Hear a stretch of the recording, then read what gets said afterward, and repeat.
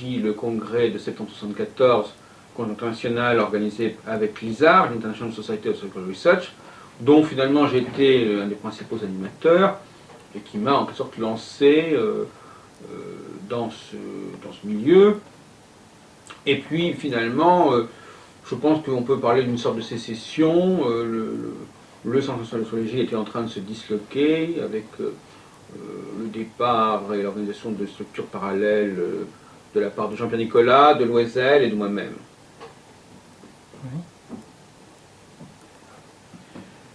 Quels documents audiovisuels restent-ils de cette époque? Alors, en ce qui concerne les documents que nous avons pour l'année 75-74, nous avons en 74 un film qui a été tourné par la cinéaste Aude Bitton pendant le congrès de septembre à l'hôtel Méridien, à Porte-Maillot. Ce film, nous l'avons visionné notamment au congrès de Montluçon en 1991. Il a circulé, mais enfin, nous ne l'avons pas actuellement dans nos archives. Par contre, nous avons des photos qui nous ont été transmises par Madame Aude Bitton du tournage du film. Nous avons également pris quelques photos.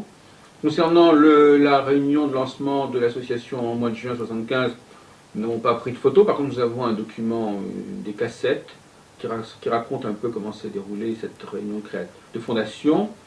Et puis, pour le congrès de décembre 1975, ainsi que pour les activités de lancement de l'école d'astrologie, nous avons un certain nombre de petites photos qui sont généralement des polaroïdes.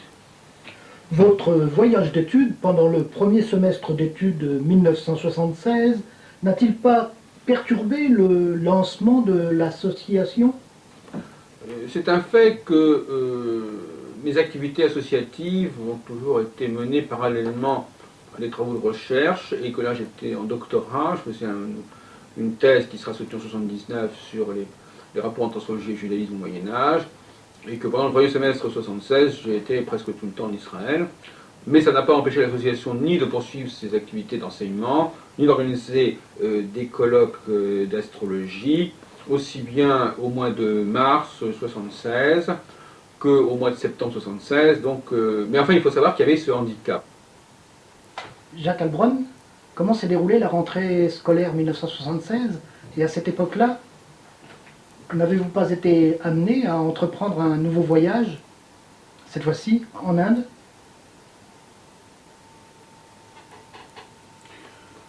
Alors la rentrée 76, eh bien, nous déménageons, nous quittons l'église américaine pour nous installer au Foyer international d'accueil de Paris, dans le 14e arrondissement, rue Cabanis, lieu où beaucoup de choses vont se faire, notamment beaucoup de colloques. Ce sera un des lieux sacrés, je dirais, de l'astrologie parisienne pendant un certain temps. De nouveaux responsables se mettent en place au MAU, notamment Jacqueline Bonny-Belluc, qui va être la secrétaire générale de l'association.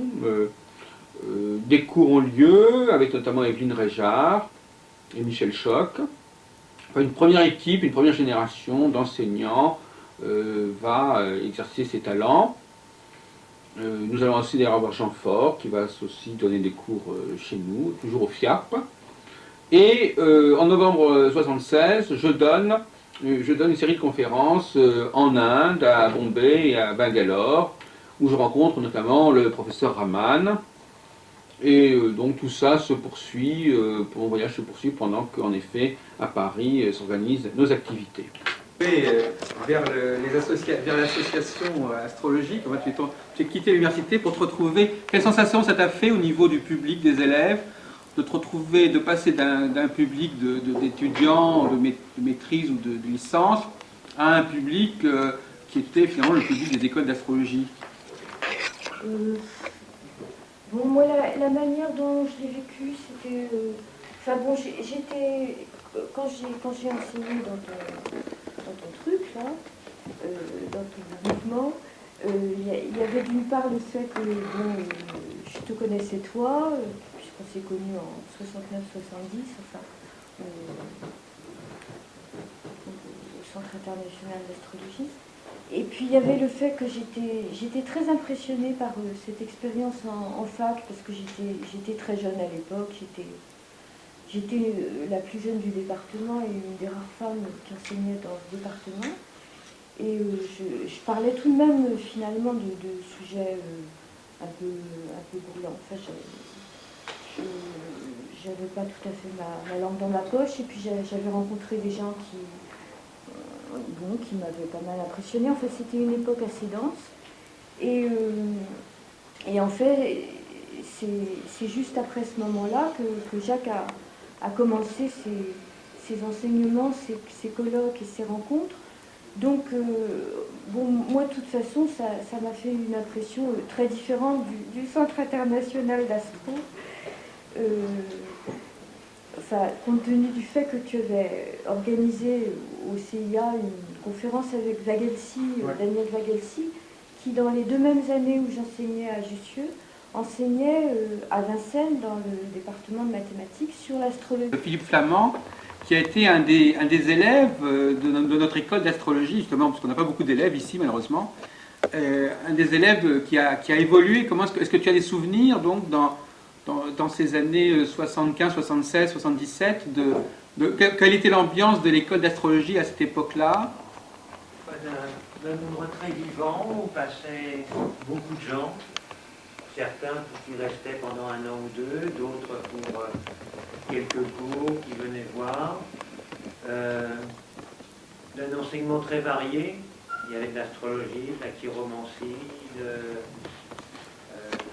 différentes techniques astrologiques. Il y avait beaucoup de choses qui se passaient. Je me souviens de Françoise Hardy qui venait prendre des cours. Et voilà, c'est là où j'ai commencé à apprendre un peu l'astrologie.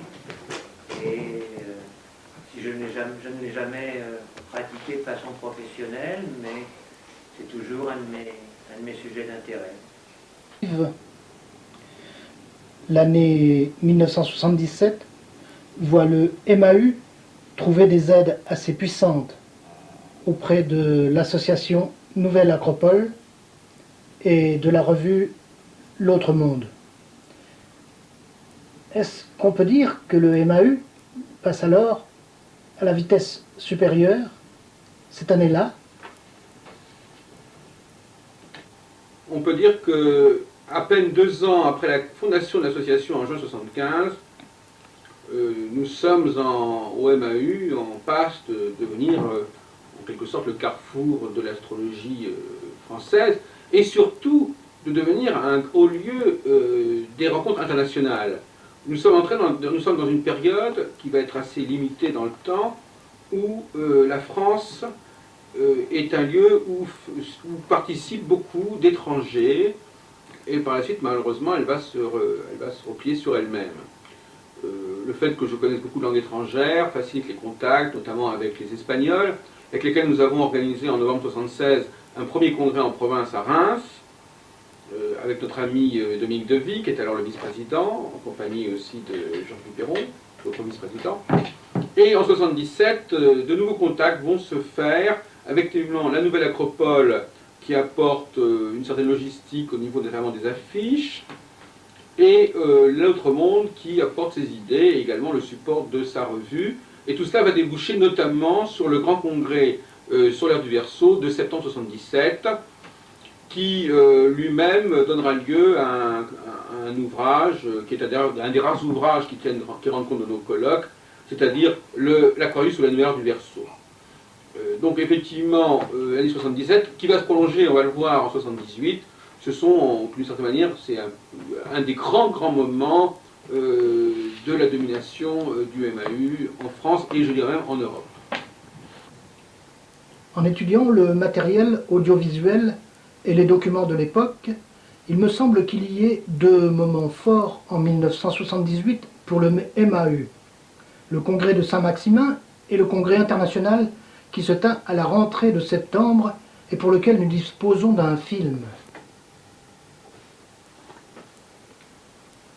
Alors l'année 78, effectivement, voit le MAU organiser jusqu'à 5 congrès. Je crois que c'est un record absolu. 2 congrès en province à Saint-Maximin au mois de juin et en décembre à Lille, et 3 congrès à Paris, un au mois de février sur la grande conjonction, un autre au mois de mai sur astrologie et sciences, et un à la rentrée en septembre sur l'enseignement de l'astrologie. Donc à la fois une très grande diversité de lieux, de sujets. Alors nous allons voir ce premier film qui, à mon avis, comme on dit, un film vaut mieux qu'un long discours, où l'on voit évoluer toute cette population de gens qui, à cette époque-là, fréquentaient le mouvement astrologique unifié. Film muet sur lequel donc je pourrais faire un certain nombre de commentaires et donner un certain nombre de références. Congrès donc de la Nouvelle Acropole, au début septembre 1978. Donc là, on me voit enfin en mouvement. À l'époque, j'avais donc une trentaine d'années. On voit pas mal de personnes, notamment les délégations hollandaises, norvégiennes, que nous allons revoir d'un peu plus près.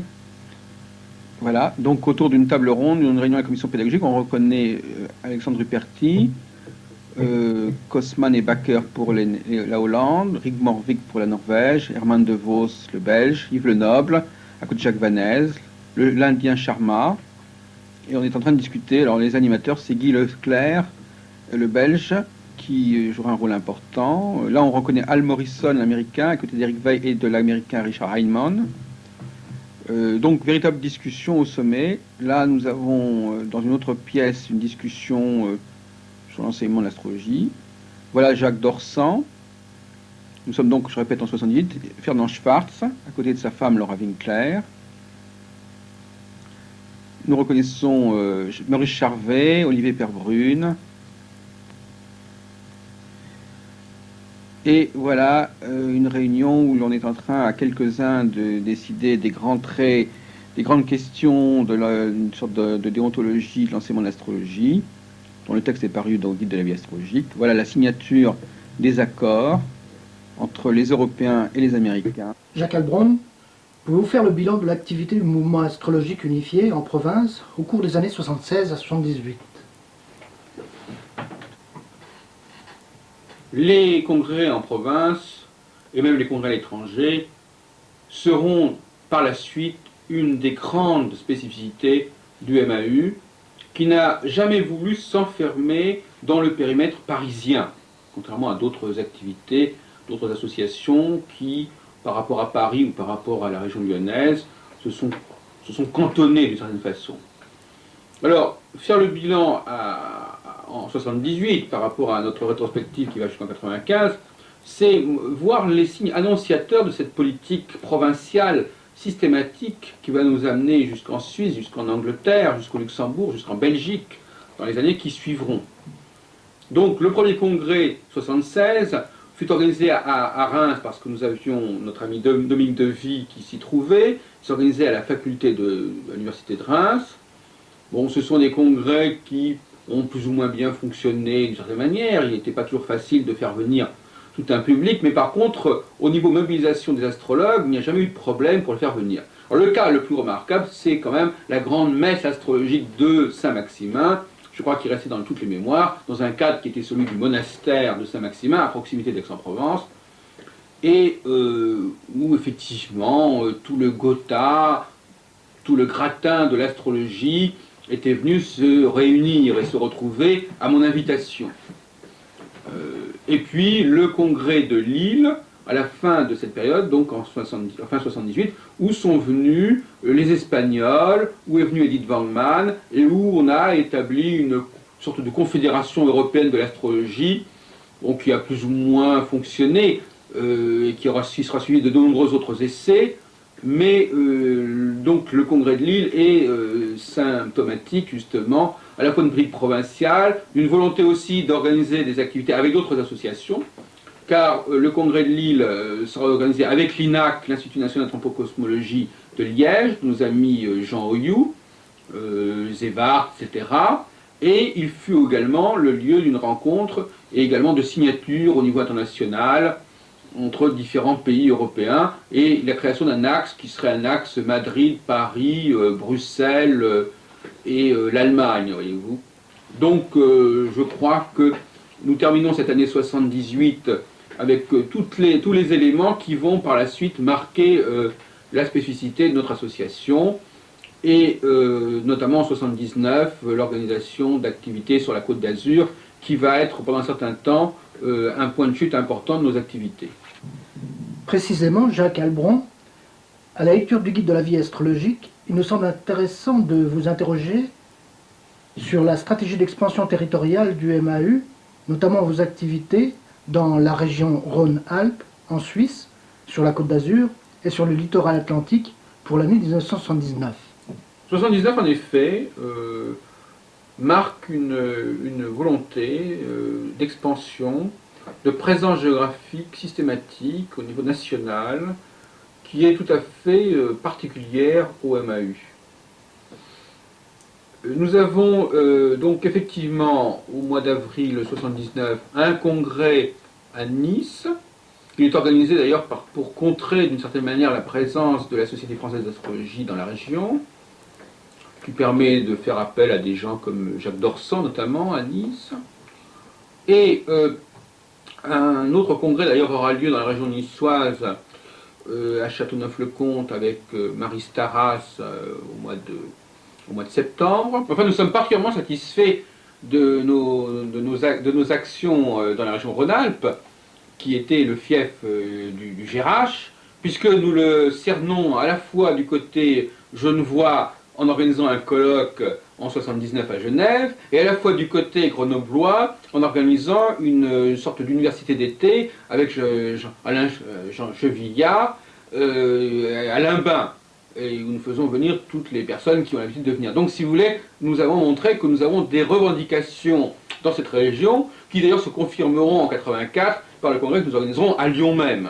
En ce qui concerne le littoral atlantique, nous avons eu quelques déboires, puisque nous avons été obligés d'annuler un colloque qui a été préparé avec les des savoirs de Olivier Brochard, qui aura lieu finalement, on fera un autre congrès en 83, et nous avons néanmoins organisé à La Rochelle une sorte de réunion rassemblant Georges Duperron, Olivier Brochard, Didier Racot, pour mettre en place une sorte de groupe astrologique du littoral atlantique. En décembre 1979, vous organisez à Paris la première exposition de photos des activités du MAU depuis sa fondation.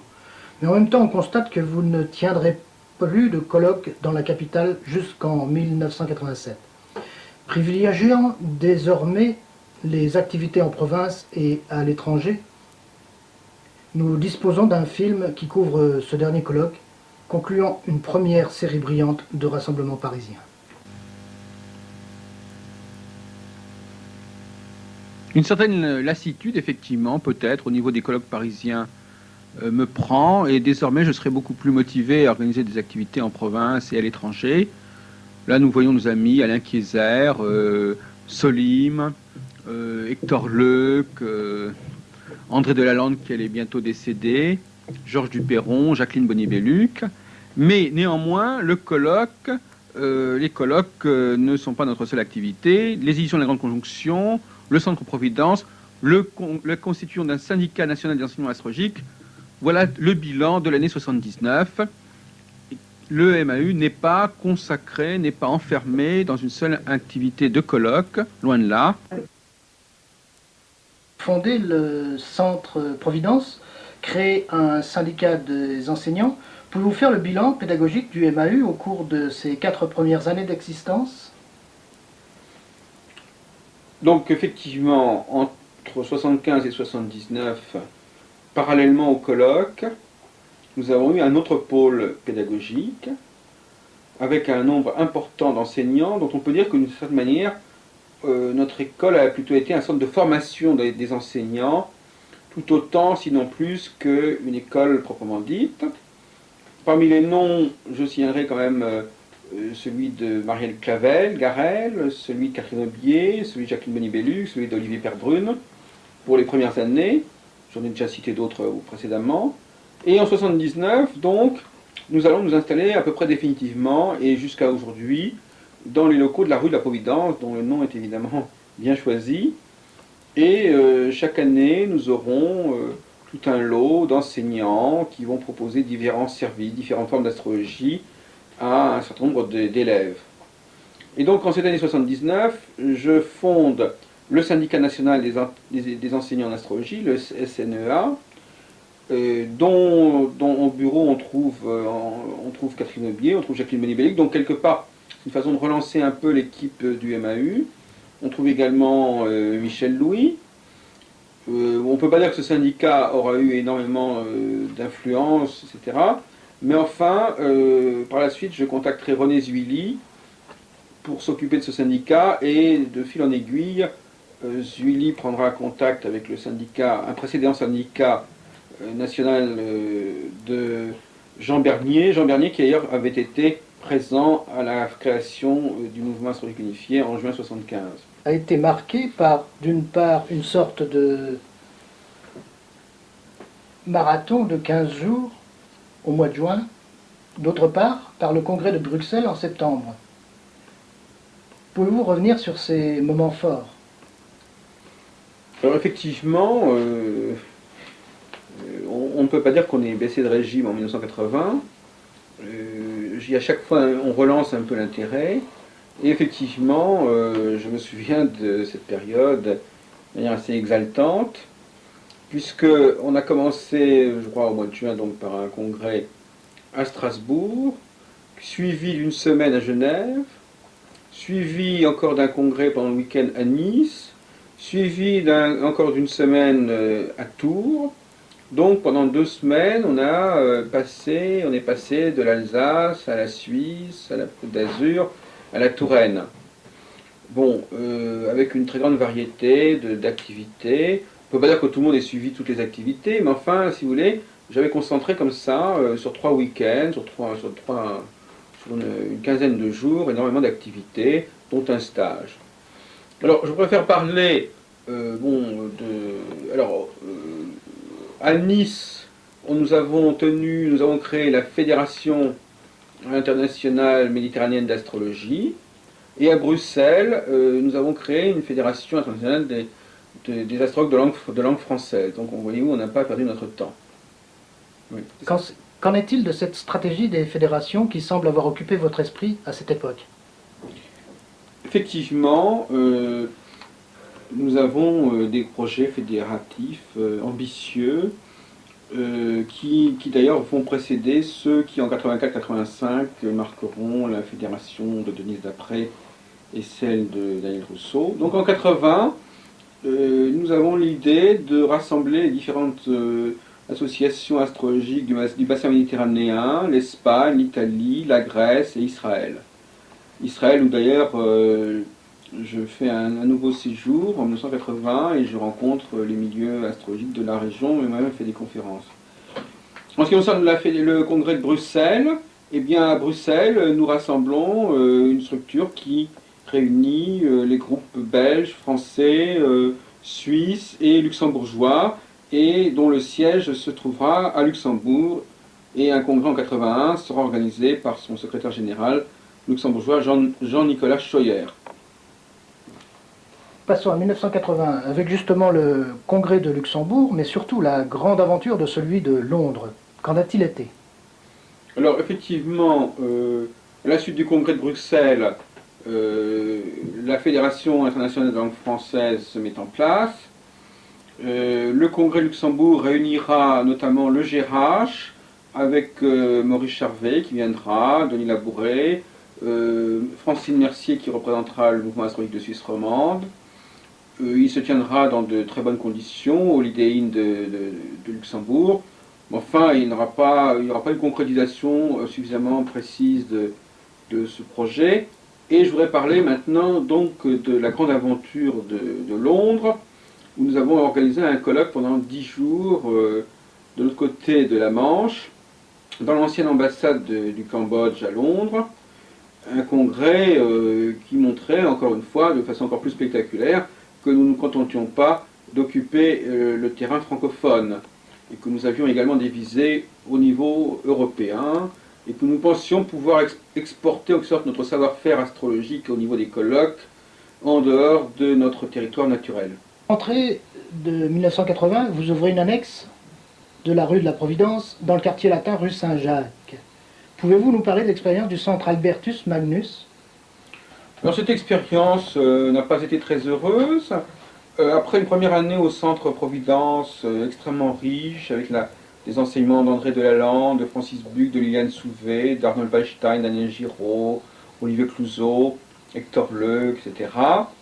Bon, il me vient l'idée que nous sommes un petit peu excentrés dans le 13e arrondissement et que nous pourrions nous installer vraiment dans le quartier latin. Et c'est ce qui se passe. En fin de compte, le centre ne donnera pas vraiment beaucoup de cours pour différentes raisons techniques, mais nous inviterons la Nouvelle Acropole à organiser elle aussi des activités dans ce centre situé juste au-dessus de la librairie Niclose Bussière. Sur l'importance que l'Angleterre a jouée dans votre carrière astrologique depuis vos débuts jusqu'au milieu des années 80. En effet, mes débuts, puisque j'ai commencé avant même la création du MAU au tout début des années 70, à aller au congrès anglais qui se tenait chaque année au mois de septembre. J'ai d'ailleurs organisé à plusieurs reprises, en septembre 76, en 77, des congrès juste après ou juste avant celui des Anglais. Et effectivement, j'avais eu beaucoup de contacts avec des amis anglais, notamment auprès de l'Astrological Lodge, des gens comme Geoffrey Cornelius, qui est venu d'ailleurs à Lille en 78, Charles Harvey, qui est venu à Paris à mon congrès en 77, et je crois avoir joué donc avec ce congrès de Londres en 1981. J'ai un petit peu joué les happenings à Londres, et je continuerai, je fais un petit peu une sorte d'anticipation.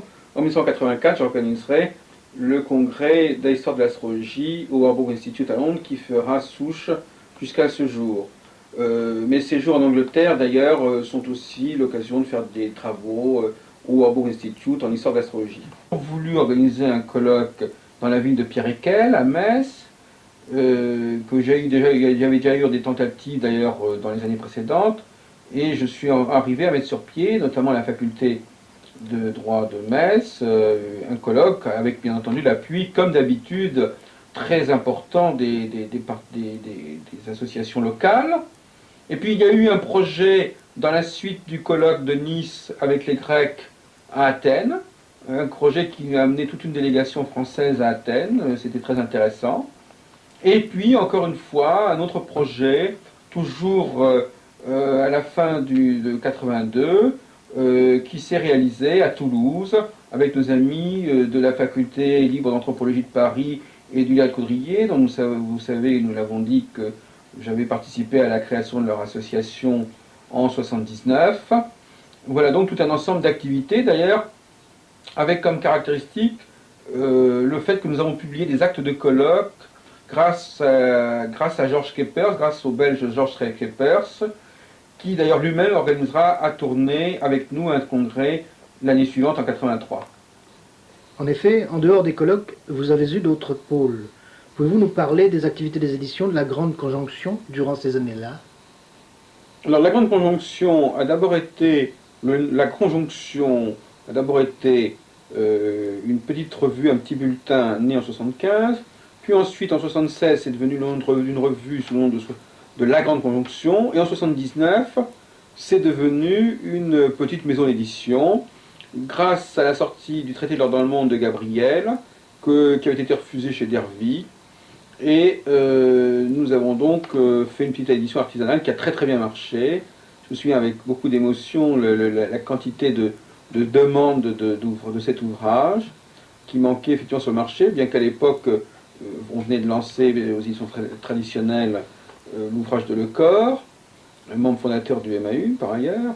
Et de fil en aiguille, j'ai noué contact avec l'édition Très Daniel, Laménie, et nous l'avons diffusé chez eux, puis il a été réédité chez eux, et par la suite tout un catalogue d'ouvrages est sorti, dont en 83 les mathématiques divinatoires avec une préface de Pichon. Donc effectivement, nous avons été les premiers parmi les associations astrologiques, à peu près qui nous sont contemporaines, à développer un rayon édition. Donc en 1957, au Seuil, le CIA avait publié une collection sur le zodiaque. Le MAU est contacté par Solar en 1980 pour publier une petite collection qui sera rééditée en 92.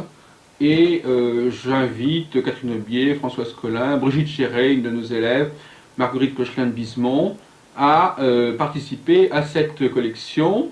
De même que j'avais participé avec Jean-Pierre Nicolas à la collection sur les grands livres chez Chou. J'avais rédigé le grand livre du Sagittaire. Donc je suis très satisfait de cela. D'ailleurs, Catherine Obi, à la suite de ce Contact Solar, commencera une grande carrière de publication aux éditions EMEA notamment.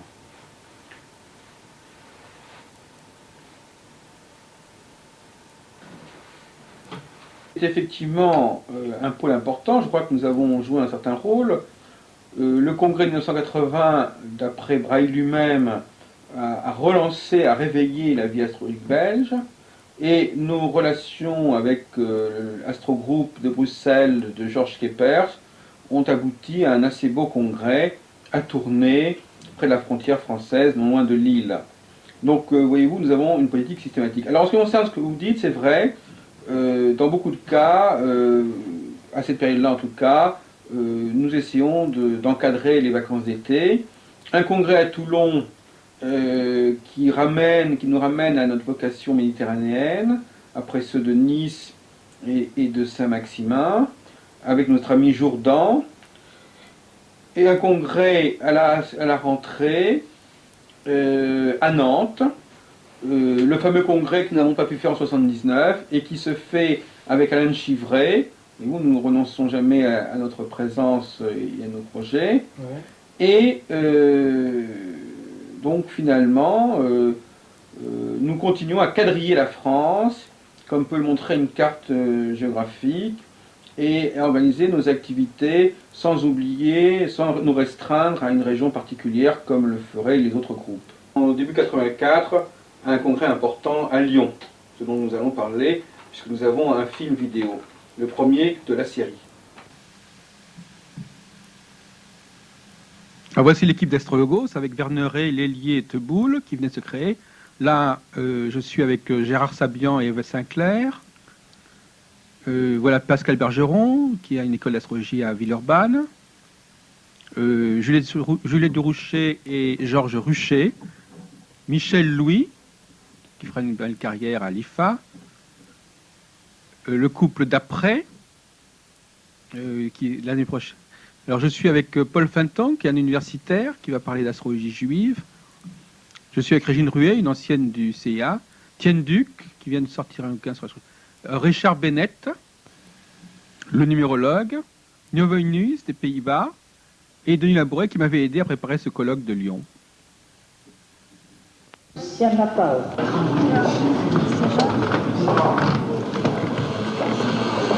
poses. Voilà.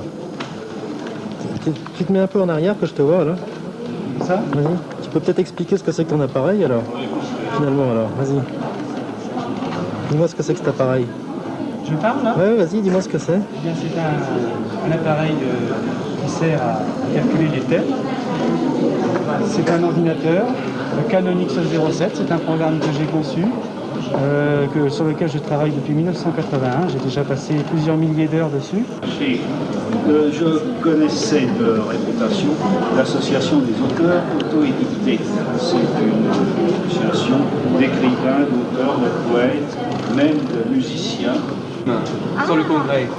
Alors on va vous poser c'est un film vidéo, donc vous saurez. Alors on va vous poser. Et nous avons mis au point ensemble un programme de sociologie donc de 8 points. Donc à partir des positions traditionnelles, l'astrologie, des positions anciennes, on a un programme, un sous-programme en quelque sorte, qui va trier 174 points dans la séquence que vous choisissez. C'est-à-dire en séquence 90, donc normale, ou en séquence 45, ou en séquence 22-30, donc soit la façon allemande, mais on pourrait très bien travailler également sur la séquence de type John Adler, donc les séquences 60, 120. Mais là, c'est la. Je pense qu'il y a dans un chapitre en disant l'acte de sous-soleil, on va voir en ligne sans savoir quoi. Donc vous dire, ah oui, je pense pas aller trop fort. Un peu plus fort, ça serait bien parce qu'il y a des bavards à côté. Dès que j'ai reçu le programme de philosophie, leur présentation extrêmement rapide et je pense que la rapidité est une des conditions qui permettent en fait de faire bien. C'est pour un autre usage. Vous êtes quelqu'un qui a une approche nouvelle de l'astrologie, à votre avis ? Nouvelle, pas vraiment, nouvelle en France, sans doute. Mais nouvelle pas vraiment, parce qu'en Allemagne, ça fait déjà 70 ans qu'on fait l'astrologie des mi-points. Moi, je suis formé à l'école des Bertins. Donc c'est le problème de l'équidistance des astres les uns par rapport aux autres. Mais en quoi l'astrologie des mi-points aurait... De moi, 3 personnes, F. Singal, une lyonnaise, Raymond Sarambeau qui est venu de Paris, et Gérard Fabian, tous les 3, avec leurs livres devant eux, 3 itinéraires, 3 aventures différentes. Je l'ai fait. Tout d'abord parce qu'il a très bien marché et que j'ai reçu un courrier abondant. Et je me félicite d'avoir eu le courage, après tout ce que l'on m'avait dit, de l'avoir conservé tel que je l'avais fait au départ. Mais ce n'est pas un ouvrage, ce qui est intéressant, c'est pourquoi les gens achètent un livre comme celui-ci, qui n'est pas un ouvrage pour apprendre l'astrologie. Vous voyez les gens, cette vidéo, introduction sur ce sujet, je vais donner la parole à Clarisse Kahn, qui est qui fait un peu un rapport introductif sur le problème du syndicat, et ensuite on prend un peu un tour de table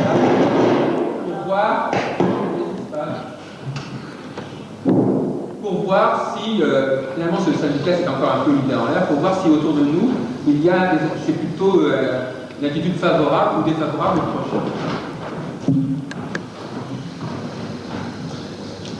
Bien, alors je suis Clarisse Kahn, vous pouvez m'expliquer, mais je suis très motivée. Une sélection, en contrôlant et en recommandant. Il maintiendra donc un certain ordre, un bon ordre. Le SACA se met en place. Il est en train de se fonder. Il remplacera à coup sûr la quantité. Il est impensable que notre syndicat, le SACA, ne devienne pas très vite le centre de la vie astrologique française. Il a besoin de nous tous, il a besoin de chacun de nous, faire reconnaître officiellement la profession et... Le nombre d'interlocuteurs est considérable. Donc là, je voudrais faire une sorte de table ronde, c'est-à-dire demander à chacun de réagir positivement ou négativement, mais très franche par rapport au discours qui a été tenu. Alors on va commencer par la gauche. Parler en toute fidélité, de toute façon, c'est très utile. Et vous représentez certainement... la participation, il y a déjà des groupes organisés, de droite et de gauche. Si on veut faire quelque chose qui soit vraiment, qui ait un impact... Non, justement, sociologiquement, il apparaît que 90% des astrologues ne partent à aucun groupe astrologique. Oui, il y a quand même quelques groupes astrologiques. Parce que vous ne croyez pas qu'il serait bon de demander leur discours? Oui, éventuellement. Parce qu'il y a déjà un... Ça semble complètement différent de la question quelconque. Je suis bien d'accord avec vous. Je suis aussi d'accord avec ce quand vous dites que les astrologues se réunissent pour défendre ce qui représente leurs intérêts communs, leur avenir, un certain nombre de protections.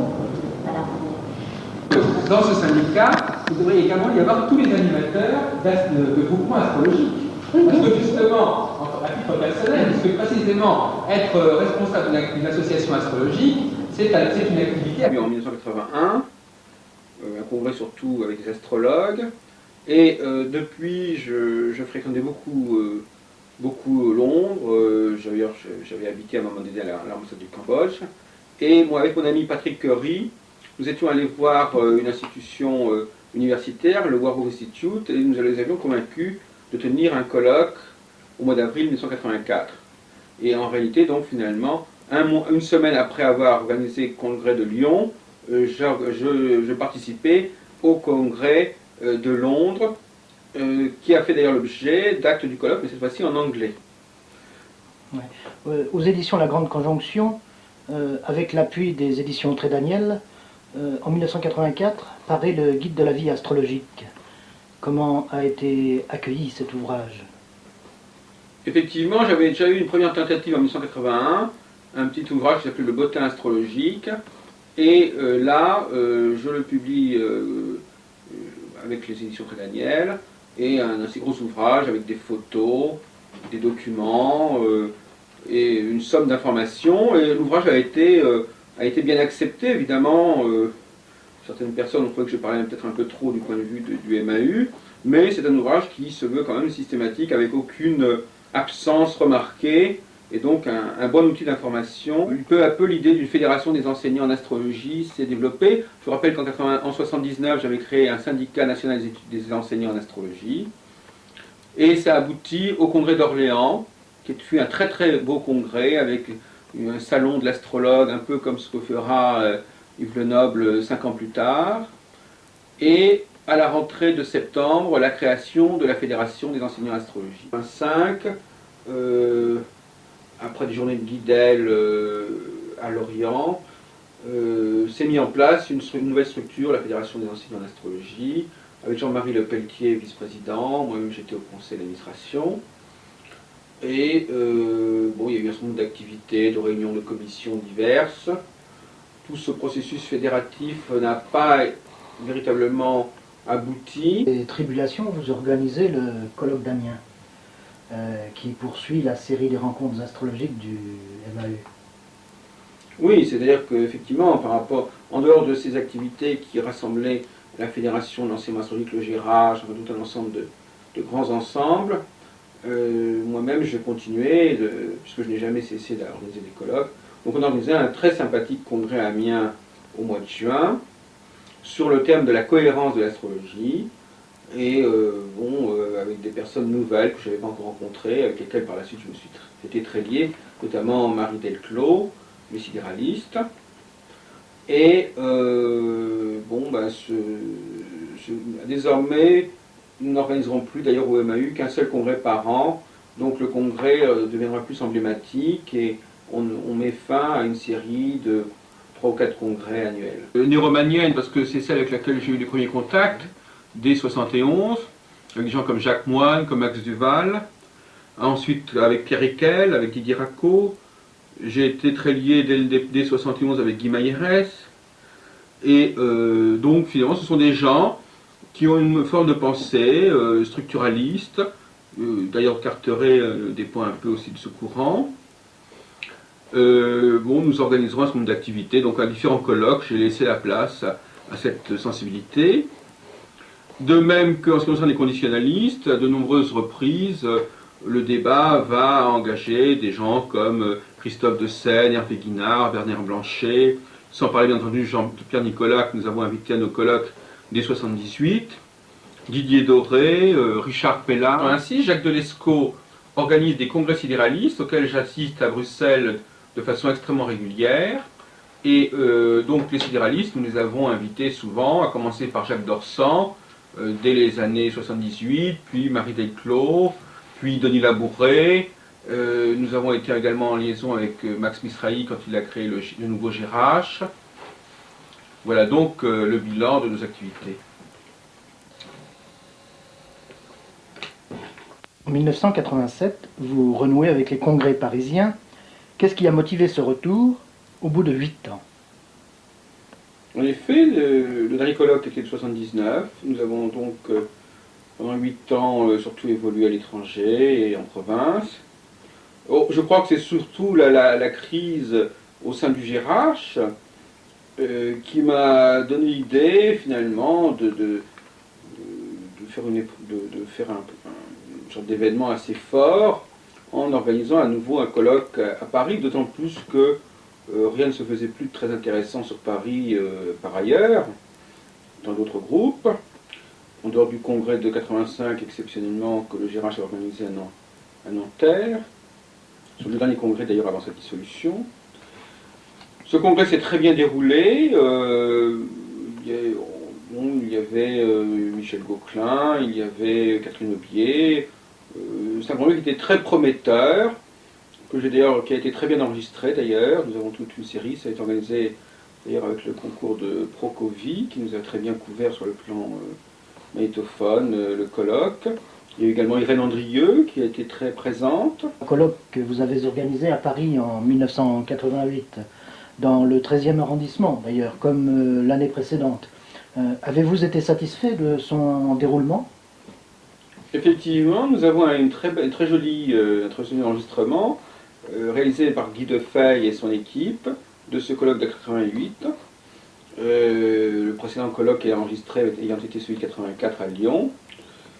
On y voit une ambiance tout à fait typique, avec toutes sortes d'astrologues qui discutent entre eux. Je crois que c'est peut-être le meilleur enregistrement que nous ayons au niveau des colloques, avec celui que nous verrons tout à l'heure par la suite de 91 à Montluçon.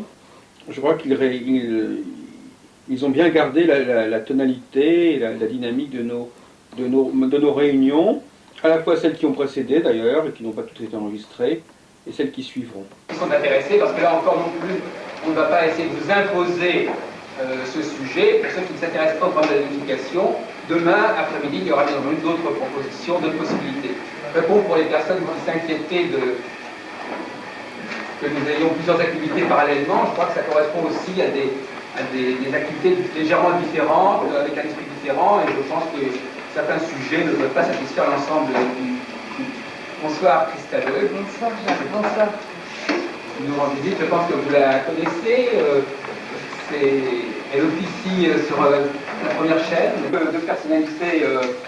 Je crois d'ailleurs, moi je pense, si vous voulez, je voudrais quand même, bien que j'attache beaucoup d'importance à la participation du public, je souhaiterais, d'ailleurs je l'ai indiqué, que ce soit quelque part un face-à-face, une discussion entre Michel Gauquelin et Jacques Dorsan. Et que je pense que c'est intéressant parfois d'avoir des face-à-face de ce genre, qui sont parfois quand même de haut niveau. Et donc je pense que le public, on n'a pas tellement le temps pour que le public intervienne. Enfin, j'entends le mot public dans un sens très large, parce que la plupart des gens qui sont ici pourraient également être des conférenciers, des intervenants. Mais enfin, disons que je pense que ça serait bien de laisser, pour une fois, un face-à-face, une argumentation se dérouler devant nous, tant plus que nous sommes enregistrés.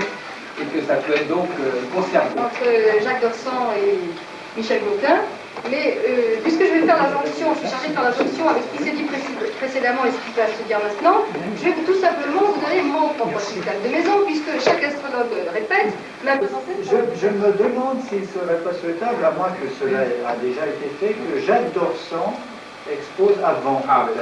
Oui, je peux peut-être présenter aussi Jacques Dorsan. Nous sommes plein de contradictions. Je demande de parler. Pour les personnes qui ne connaissent pas l'essentiel de mes travaux, j'ai en effet mis, par l'intermédiaire de la statistique, c'est-à-dire en réunissant des données de naissance, donc les premiers ont été publiés dans un bouquin qui s'appelle L'influence des astres, qui est sorti en 1955, ce qui ne me gêne pas, mais je continue à faire des publications avec des données de naissance, encore maintenant. Alors, c'est donc par la voie statistique que j'ai mis en évidence les angularités exactement comme l'a très bien décrit tout à l'heure Marie-Laure. Alors, si bien que... Une question que je vais poser à M. Gauquelin, c'est que vous avez, chose que je suis moi personnellement, bon, pour établir vos statistiques, vous êtes basé sur les demi-tudes. D'ailleurs, c'est des fractions d'arc diurne et nocturne. Ce qui parie pour un système des maisons, que celui qui est le plus utilisé en France, qui est basé sur les demi-tudes, puisque la pointe de la maison 12, c'est le tiers du demi-arc diurne. Et qu'est-ce qui vous a poussé à faire ce choix-là au départ? Des demi-tudes plutôt que de regarder l'écart en longitude, par exemple, à l'ascendant. Oh, ça c'est une question très sympathique. Mais essentielle pour moi. Oui. Bon, vous savez, quand j'ai commencé, moi j'ai commencé en prenant des bouquins d'astrologie super élémentaires, ça me passionnait, je ne sais pas pourquoi. Et puis, après avoir lu les plus moches, qui volaient le plus à la terre, j'en ai lu déjà plus compliqués. Et puis un jour, j'ai lu Chouinard, j'ai lu des gens comme ça. J'ai été extrêmement impressionné, je ne comprenais pas grand-chose, à vrai dire, à l'époque. Et je me suis aperçu que Chouinard, il faut lui rendre justice, même s'il s'est trompé dans beaucoup de choses. Oui, c'est assez alarmant, parce qu'effectivement, là le problème est bien posé. Est-ce que parce qu'on ne fait pas d'astrologie événementielle, on ne doit pas servir des maisons? C'est vrai, c'est vraiment un problème, parce que si ce que vous disiez, M. Santoni, est juste, à savoir qu'il y a une analogie entre un plan et un autre plan, de toute façon, il faut bien que ce plan des maisons, il serve à quelque chose. On ne peut pas l'évacuer, on peut peut-être lui donner un autre contenu, mais on ne peut pas le supprimer. Et en astrologie spirituelle, donc ce qui est bien compris l'astrologie spirituelle, telle qu'elle est enseignée par plusieurs écoles, les constellations régissent les problèmes de l'âme. les signes réagissent des problèmes plutôt psychologiques et les gens des événements journaliers. Un rapport avec les signes. Non, mais même, admettons que pour une raison ou pour une autre, quelqu'un ne veuille pas être intéressé par l'aspect événementiel de l'astrologie. Bon, il a le droit. Il peut même penser que ça il peut même penser que ça ne fait pas partie de l'astrologie et qu'il n'y a pas de notion événementielle. Il faudrait quand même que, quelque part, il propose autre chose à la place. Quand on écrit pour une revue, quand on a une conférence, on n'a pas la donnée de l'ascendant, le classique normal, on n'a pas l'heure de naissance. Donc on travaille autrement. Et que ce travail autrement donne des résultats intéressants que vous pouvez utiliser en plus de vos connaissances. D'autres questions? Pardon. Si vous parlez du soleil dans un signe, dans une maison, pour avoir vraiment la valeur de ce soleil, de cette personnalité, il va falloir non seulement s'adresser au signe, oui. Par exemple, mettons, Sagittaire. Oui, signe solaire, oui. Il faudra peut-être, un signe de feu, il faudra aller certainement trouver le maître du Sagittaire pour savoir ce qu'est ce Sagittaire. Tout à fait. Donc, on part si la maison est la maison 9, oui. Eh bien, Sagittaire, c'est Jupiter, oui. Sagittaire, maison 9. Tout à fait. Donc, le maître de la maison 9, c'est Jupiter. Tout à fait. Donc, pour arriver à une interprétation qui va, comme vous le dites, le plus loin possible, il y a l'annonce de la planète maîtresse, non seulement du signe, mais de la maison. Nous venons de voir quelques extraits de ce congrès MAU de 1988. Quelles observations vous viennent à l'esprit? Eh bien, je suis évidemment plus âgé, n'est-ce pas? Ça fait déjà 13 ans que l'association existe. J'ai une quarantaine d'années en 88. Et je note un changement de génération, c'est-à-dire on a dans ce colloque à la fois des personnes qui sont nées dans les années 20-30, et puis on l'a vu aussi toute une nouvelle génération de gens qui vont être très marquants dans les années 90, notamment Christophe de Seine et Francis Santoni, qui vont être les co-organisateurs du salon de l'astrologie qui aura lieu tous les ans à la Porte-Maillot à partir de 90-91. Donc je crois que cette nouvelle génération, ces jeunes, qui ne figuraient pas beaucoup dans les congrès que j'organise jusqu'à présent, émergent de plus en plus dans ces années-là.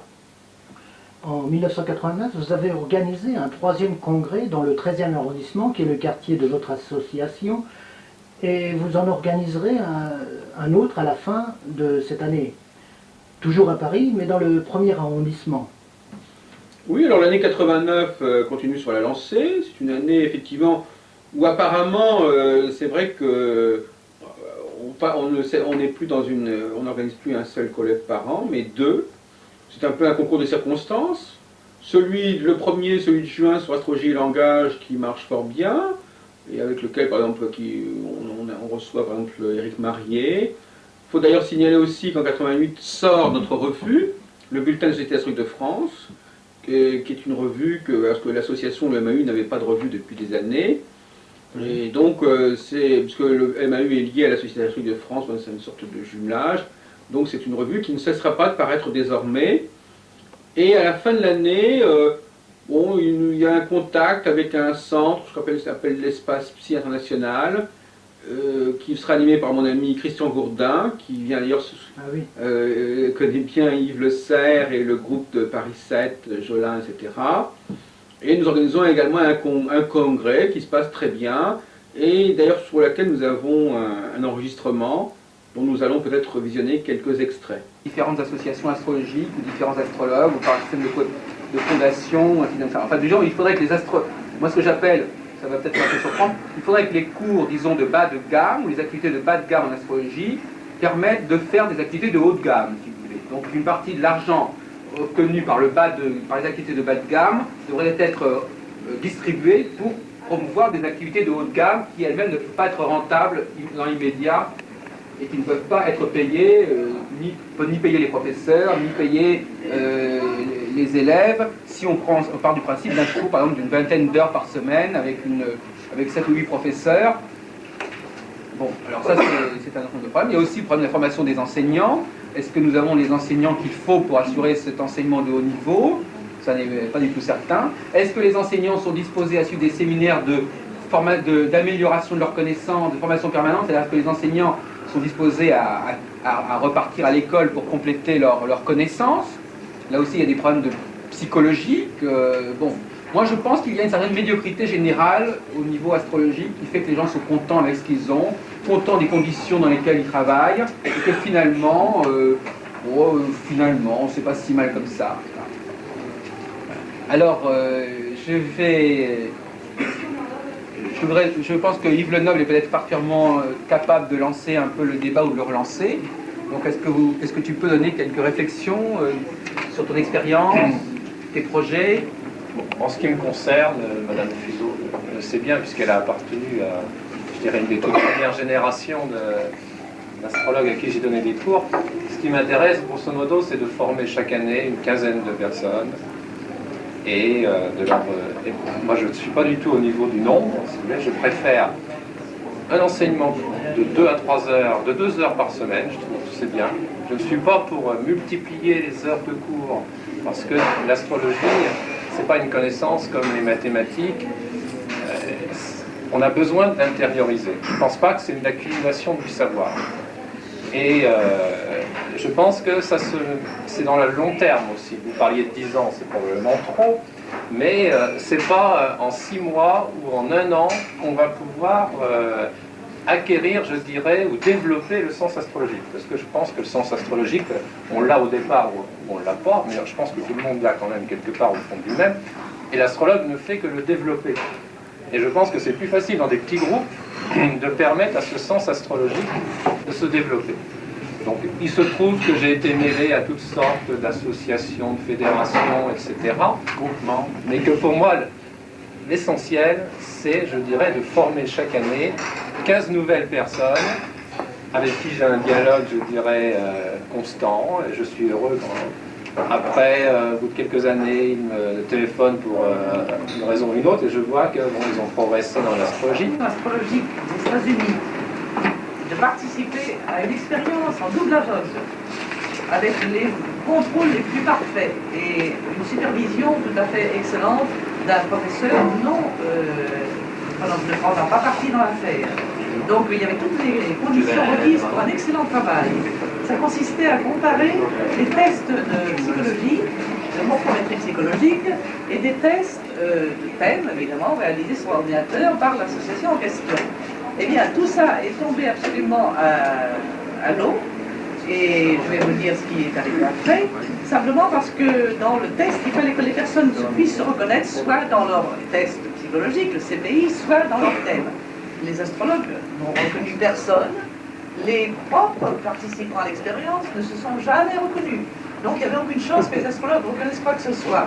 Par conséquent, tout était biaisé, entièrement biaisé dans cette affaire-là, et l'auteur a conclu, à la fin de son article, l'astrologie est le grand monument chancelant de la bêtise humaine. Au-delà de confronter les expériences d'enseignement qui se sont tenues, mais je crois que Juliette, tu voulais dire quelques mots sur ce qu'a représenté pour toi l'enseignement d'astrologie au Centre Providence ou... Ce que j'ai apprécié particulièrement, c'est que toutes les tendances soient représentées, qu'on puisse aller d'un professeur à l'autre. Oui, c'était la collégialité, oui. Oui, tout à fait. Donc il y avait tout à fait l'attitude anti-dictatoriale par rapport à ce qu'on peut se représenter de l'astrologie en général. C'est-à-dire on va prendre un bouquin, on va tomber sur une religion de l'astrologie et on va s'y cantonner. Donc personnellement, je n'apprécie pas du tout ça et c'est le mérite un petit peu du centre dirigé par Jacques en fait. De pouvoir, Alors, ce qui est intéressant dans le cas de Juliette Campagna, c'est que d'une certaine manière, elle a, je crois que c'est très typique, elle a commencé par suivre, enfin, en tout cas, elle a suivi des cours chez nous, et ensuite on lui a dit, ben, écoute, tu pourrais peut-être donner des cours. Je veux dire que nous avons eu beaucoup de cas de ce genre, d'élèves, de personnes qui sont passées par chez nous et qui, l'année suivante ou 2 années après, ont donné des cours dans notre établissement. On va voir à présent quelques extraits vidéo du colloque de Montluçon de... L'astrologie en tant qu'information, l'astrologie en tant que communication. L'astrologie en tant qu'information, ça veut dire que l'astrologue, en regardant le thème, a des informations objectives sur la personne. Et que, ou si vous préférez, on peut dire la chose suivante, il y a 2 façons de pratiquer l'astrothérapie. Soit en disant, l'astrologie va servir le thérapeute, c'est-à-dire qu'en fin de compte, l'astrologie en tant que savoir en tant qu'information sur le problème de la personne va aider le thérapeute, ou bien, et moi c'est l'autre voie que j'ouvre actuellement, l'astrologie va servir de lieu de rencontre, donc elle va être un espace de communication, plus... Et ce deuxième monsieur me dit, écoute, moi j'ai appris un peu d'astrologie, alors je vais me mettre dans l'autre salle et je vais faire l'astrologie, et puis toi tu vas continuer à faire ton séminaire de spiritualité. Ah, mais je dis, ça c'est une bonne idée, parce qu'à deux, on se gêne toujours un peu.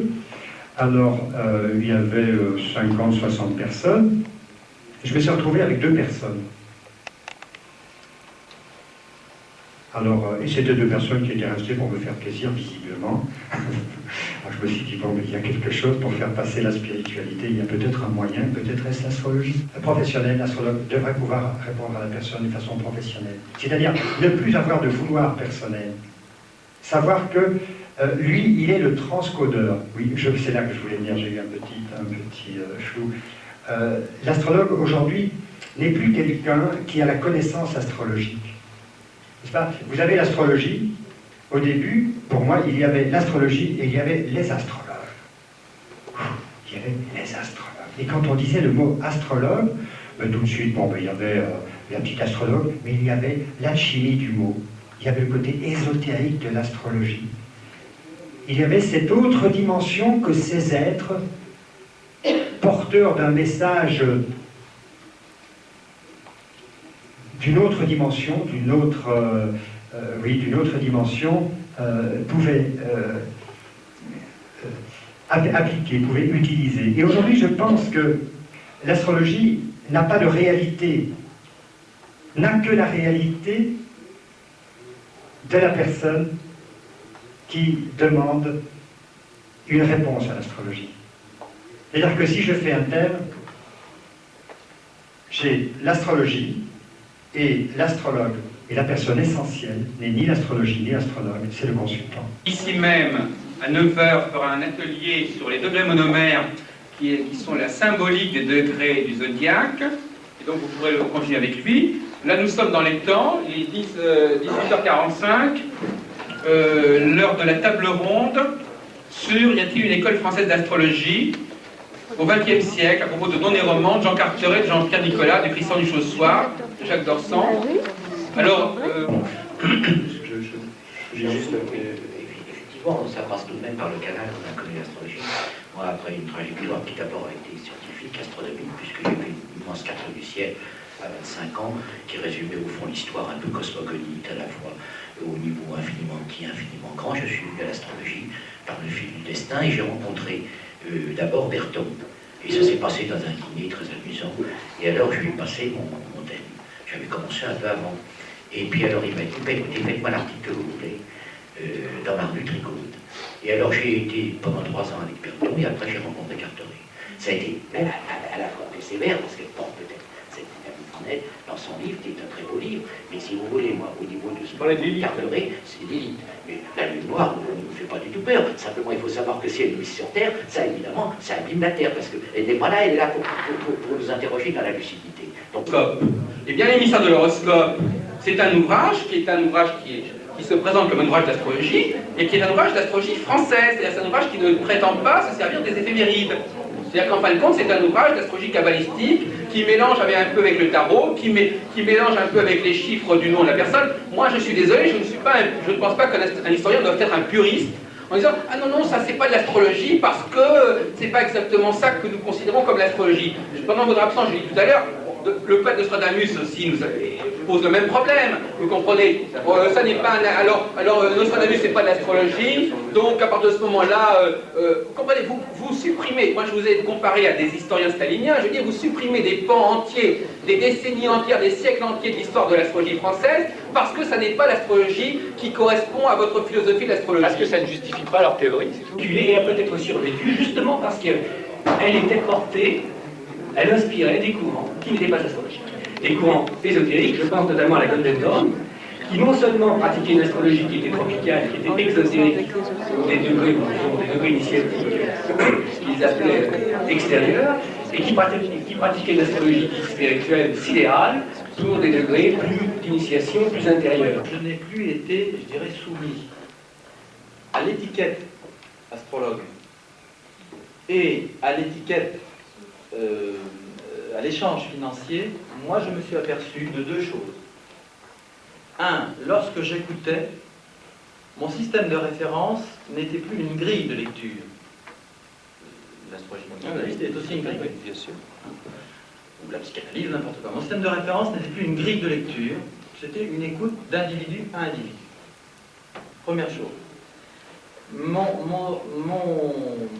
Le but, mon objectif, n'était pas d'arriver forcément à une solution, ne serait-ce que pour donner un résultat qui justifie d'un prix. Donc ce n'était pas forcément d'arriver à une solution ou à une explication, mais c'était vraiment de, je sais pas, d'éprouver une relation forte, vraie, authentique avec l'individu. Et effectivement libérer d'une part d'un conditionnement de grille de lecture et libérer aussi une sorte de nécessité d'aboutir à quelque chose. Ensuite, le fait de ne pas être demandé d'argent, donner à l'autre, vis-à-vis de moi, une responsabilité fondamentale, à savoir qu'il ne se déchargeait plus sur moi d'un résultat particulier, mais il savait que s'il venait me trouver, il aurait possiblement une solution, ou un conseil, ou une consolation, quelque chose comme ça, ou rien. C'était là, je suis payé par un organisme, par des gens, donc, vous savez, en partie par l'État, en partie par en partie par l'État. En fait, vous êtes payé par... Bon, donc, d'une certaine façon, par rapport au métier d'astrologue que vous faisiez avant, vous êtes déresponsabilisé par rapport à la relation que vous avez à la personne que vous rencontrez. Ah non. Ah si, parce qu'au lieu d'être payé, au lieu d'avoir un résultat concret à donner à une personne qui vous paye, vous êtes payé par un organisme et vous n'êtes pas tenu d'obtenir immédiatement un résultat face à la personne puisque cette personne ne vous paye pas. Donc par rapport à la relation que vous avez avec cette personne, vous êtes en quelque sorte déresponsabilisé. Montluçon, vous avez organisé un colloque d'histoire de l'astrologie à Paris, couplant ainsi une fois de plus, comme en 84, un congrès de professionnels et un congrès d'universitaires. Donc, effectivement, comme en 84, j'ai couplé, ça c'est pas par hasard en fait, j'ai organisé dans ce sens, deux activités avec deux mondes complètement différents. Parce que moi, mon idée, c'est de rassembler les deux milieux, les deux frères ennemis que sont les universitaires, les historiens et les professionnels, les consultants. Et je me trouve un peu à l'interface entre les deux. Alors, effectivement, en juin 91, nous organisons à l'église Sainte-Anne, dans le 13e, et à la librairie L'Essentiel, 2 journées d'histoire de l'astrologie, avec non pas, comme on fait souvent en Angleterre, des astrologues qui viennent parler de l'histoire de l'astrologie, mais des universitaires, notamment notre ami Pierre Brindamour, Jean-Patrice Boudet, René Allot, justement avec qui j'ai travaillé, qui vient à ce colloque, et tout un ensemble de personnes qui ont des fonctions à la Sorbonne ou dans d'autres établissements, etc. Donc je crois que c'est effectivement très important, comme de même par exemple qu'à Tours en 1980, j'avais organisé un colloque d'un côté avec des astrologues, de l'autre côté avec des chercheurs concernant la chronobiologie, qui étaient des gens de milieux complètement différents. Jacques Heilbronn, en mars 1991, vous avez organisé une nouvelle réunion, après celle de 79 à La Rochelle. En 1992, vous choisissez Angoulême. Aux antipodes de votre politique antérieure vers l'Est, comment expliquez-vous cette évolution? À La Rochelle, nous retrouvons effectivement en 91 notre ami Didier Racot, qui malheureusement allait décéder l'année suivante. Ce sont des petites réunions, bien entendu, comme celle de 79, mais qui sont sympathiques. Et bon, il y a eu 2 petits colloques à La Rochelle, effectivement, sur une dizaine d'années, c'est pas énorme. À ce propos, je vous dirais franchement que la plupart des colloques organisés en province, par le MAU ou avec le MAU, n'ont pas fait l'objet de nouvelles activités par la suite. La seule exception, c'est celle de Nantes, où Alain Chivray, en 95, a organisé un autre colloque, après celui que nous avions eu avec lui en 83. Alors, en ce qui concerne Angoulême, Effectivement, c'est un colloque important. Malheureusement, nous n'avons pas pour l'instant récupéré les bandes vidéo. Nous avons invité des gens comme Éric Marié, comme Christian Duchossois. Et c'était surtout justement l'occasion, à la suite de la mort de Didier Racco, d'accueillir les nouveaux néromaniens. Cette école qui m'a toujours été assez sympathique, comme l'ont été les sidéralistes et les conditionnalistes. Où je fais une conférence. Là, je suis à l'école d'astrologie de Rio. Donc j'interviens après mes conférences auprès des élèves. Là, je parle en espagnol et en portugais. Il y a une très bonne ambiance. La télévision s'intéresse aussi à mes travaux. Je parle un peu de Saturne, de ses influences en astrologie mondiale. Là, je les reçois, c'est le Enrico Vital au milieu, qui est justement celui qui m'a invité au Brésil. Là, je suis avec Boris Christophe à Montevideo, chez lui, dans son bureau, qui a fait beaucoup pour l'astrologie mondiale également. Là, je suis au Québec, avec De Vis et Krieger, à Québec même, lors d'une conférence que je donne sur Saturne et l'histoire du Québec.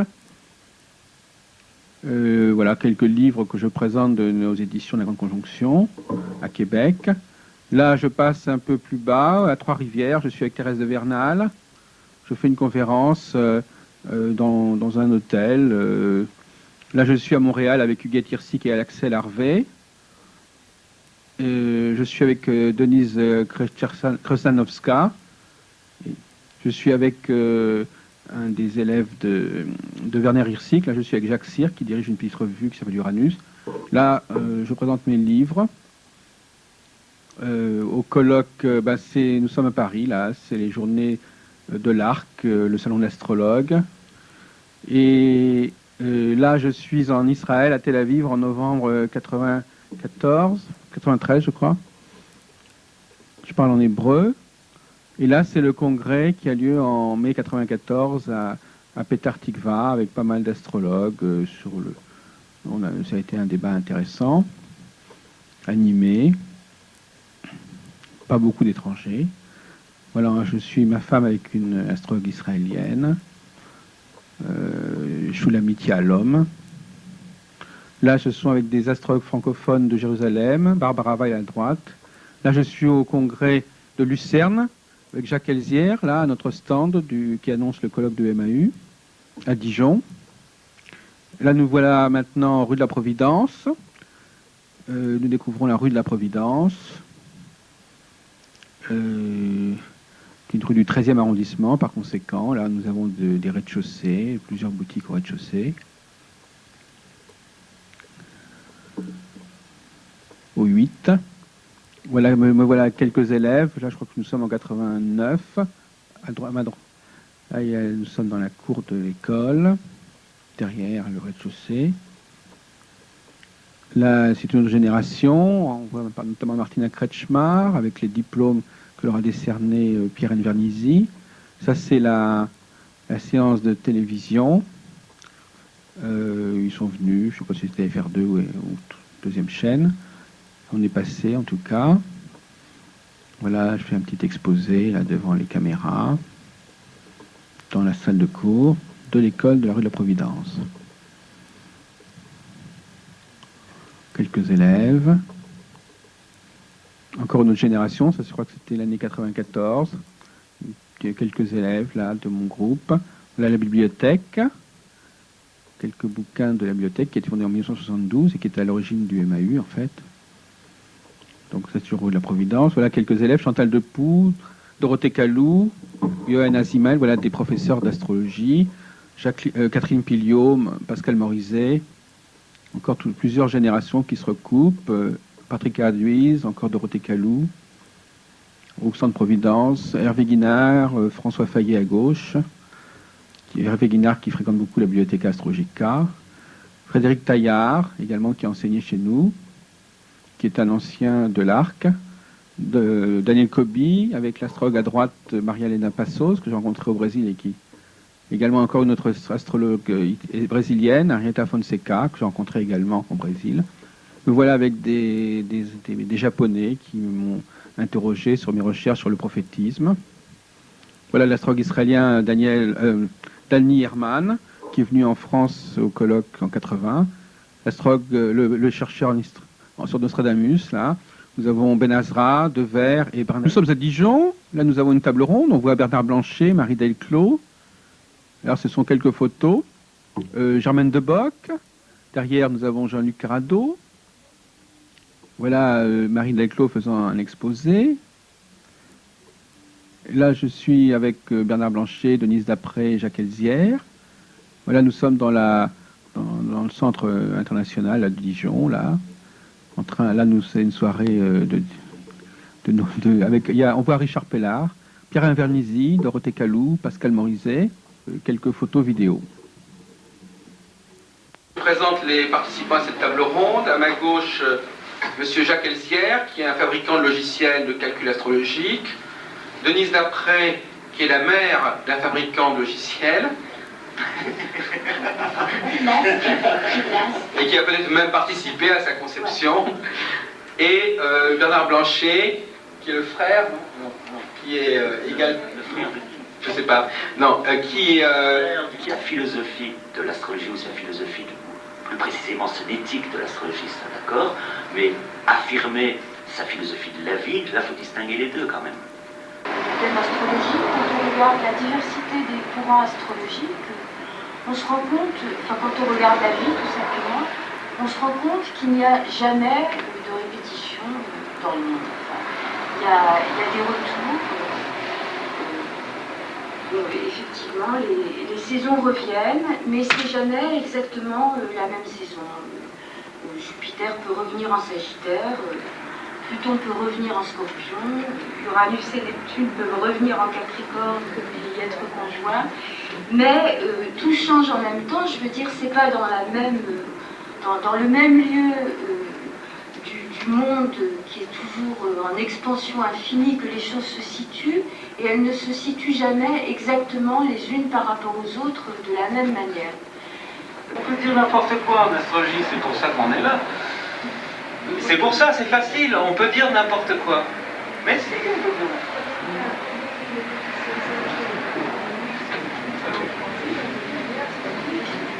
oui, parce qu'on est justement, les astrologues ont une fonction matricielle, comme je vous dis au départ. Donc, c'est-à-dire qu'ils ont la fonction, avec des éléments qui sont plus ou moins aléatoires et désordonnés, de quand même prendre leurs repères. C'est pour ça que ça marche. Moi, je ne suis pas anti-astrologue. Est apparu, alors sa vie sera exceptionnellement calme.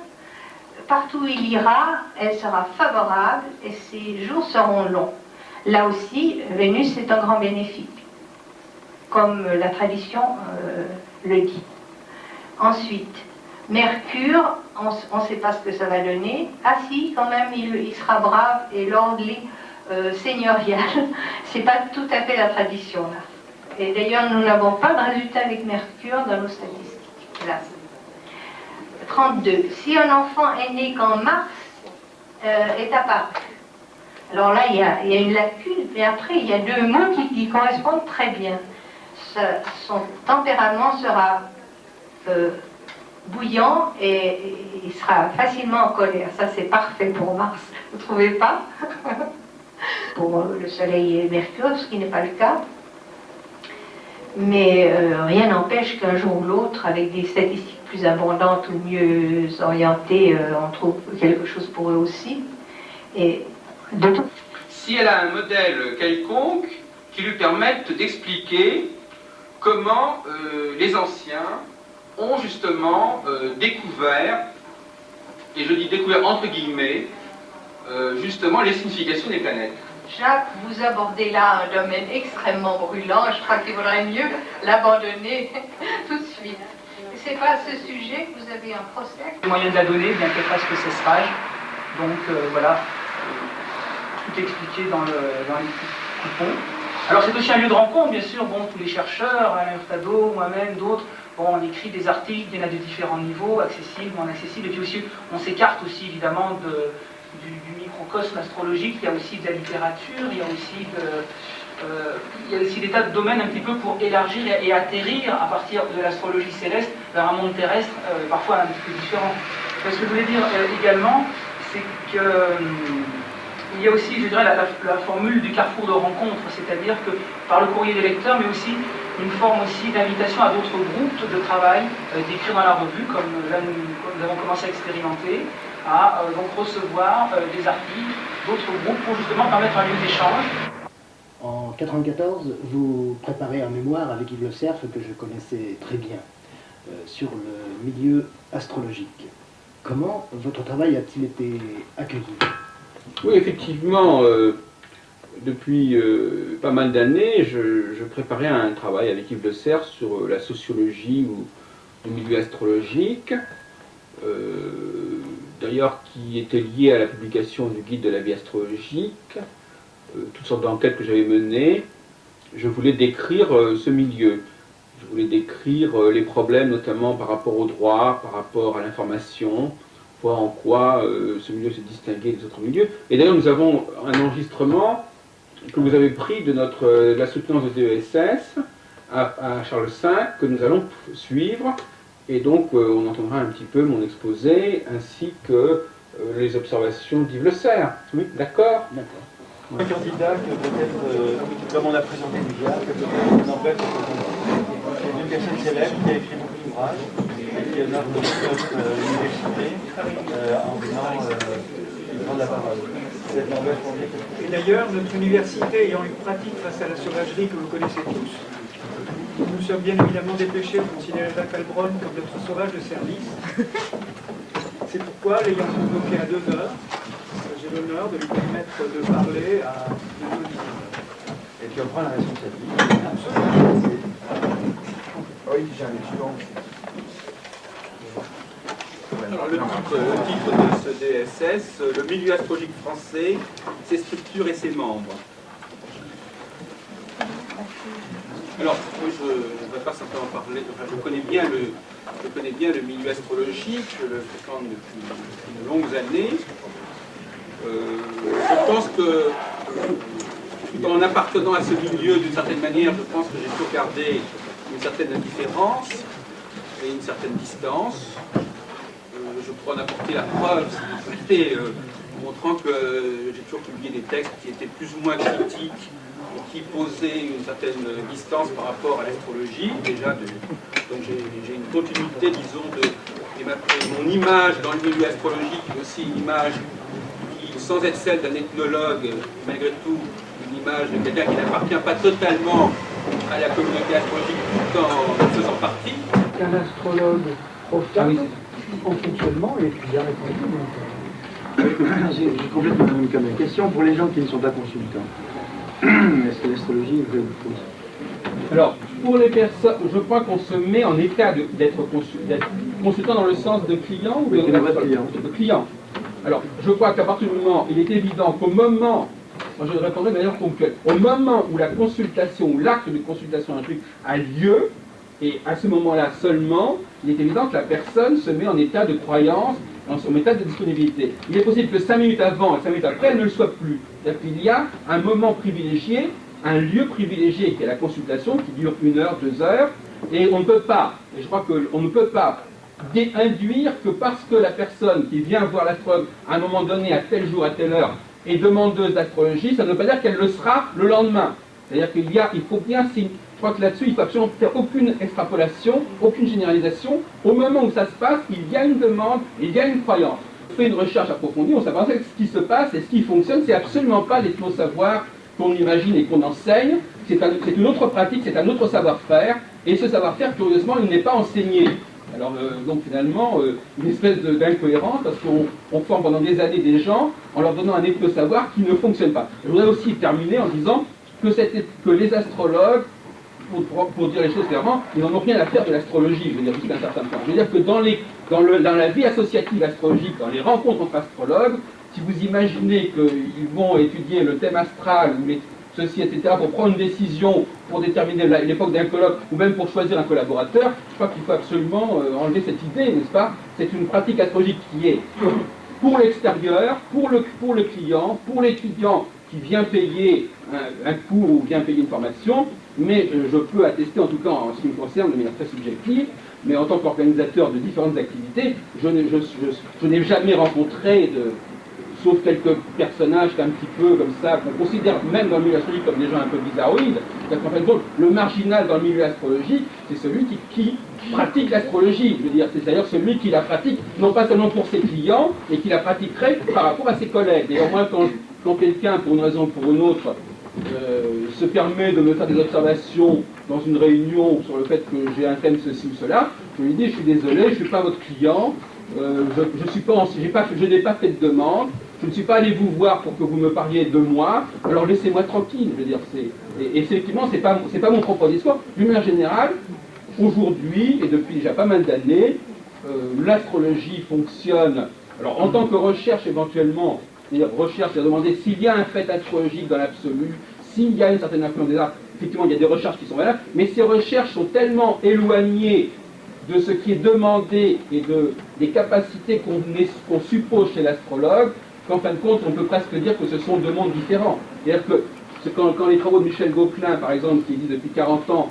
font apparaître quelques dominantes en rapport avec les mondes professionnels, tout cela, et d'ailleurs les astrologues le reconnaissent eux-mêmes, ça ne leur sert strictement à rien pour leur consultation astrologique. C'est-à-dire que ce sont des champs complètement différents. De même que l'histoire de l'astrologie, qui fait partie également, parce que c'est un monde qui est relativement éclaté malgré tout. Il y a les chercheurs, il y a les astrologues, il y a les historiens, qui eux souvent connaissent beaucoup mieux la littérature astrologique que les astrologues eux-mêmes, qui sont souvent d'ailleurs de milieux universitaires qui n'ont aucun rapport au niveau du profil social, mais qui sont également membres quelque part de cet ensemble. La seule différence, c'est qu'au lieu que dans une société que dans un certain nombre de sociétés, on trouve à la fois dans la même société, dans le même ensemble, des historiens, des chercheurs, des clients, des professionnels, là, ce sont des populations qui finalement, souvent, ne sont pas liées entre elles. Et par exemple, je peux vous assurer que pour rassembler dans un même groupe des historiens d'astrologie avec un background universitaire et des astrologues,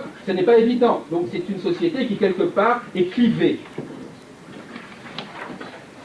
Je vais faire un commentaire, mais donner mon point de vue.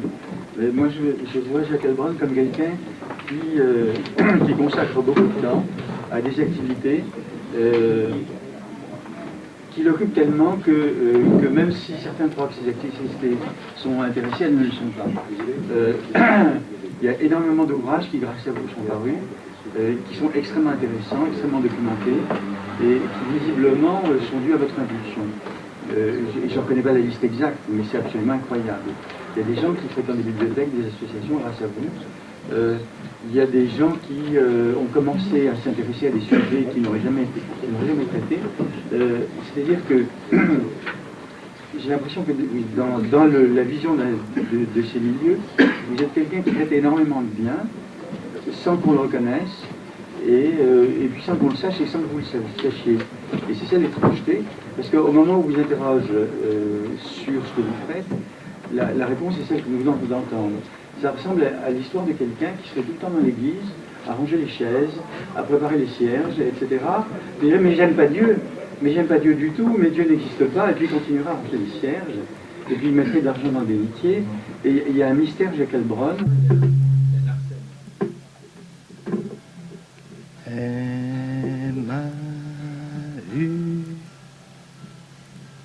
Je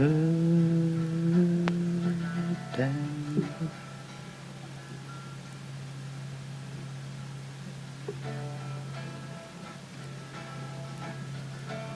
Emmaü, tu es le plus grand.